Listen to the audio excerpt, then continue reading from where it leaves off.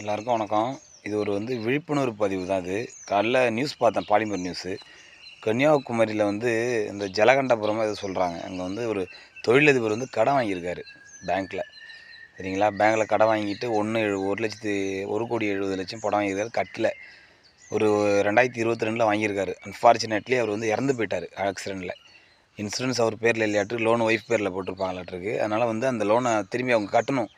அவர் இறந்தாலும் அந்த லோன் தள்ளுபடி ஆகாது. லோனு ஃபுல்லாக கட்டிக்கிட்டே இருக்கணும்.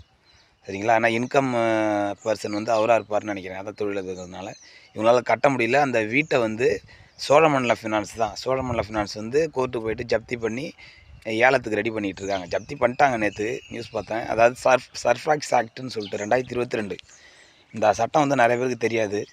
எதுக்கு இந்த பதிவு சொல்கிறேன்னா, மக்கள் இந்த நம்ம வில்லேஜில் இருக்க மக்கள் லோன் எடுக்கிறீங்க, உங்களுக்கு தெரியல, லோனில் உள்ள சட்டத்திட்டங்கள் தெரியல.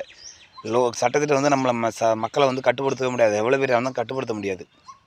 பணம் மட்டும்தான் சட்டத்திட்டங்களை கட்டுப்படுத்த. நீங்கள் பணம் கட்டியே ஆகணும். லோன் எடுத்தீங்கன்னா கன்ஃபார்ம் நீங்கள் பணம் கட்டியே ஆகணும்.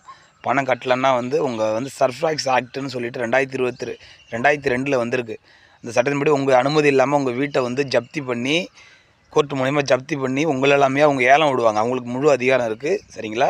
மக்கள் லோன் எடுத்திங்கன்னா ஜாக்கிரதையாக எடுங்க, ஜாக்கிரதையாக கட்டுங்க, கவனமாக இருங்க.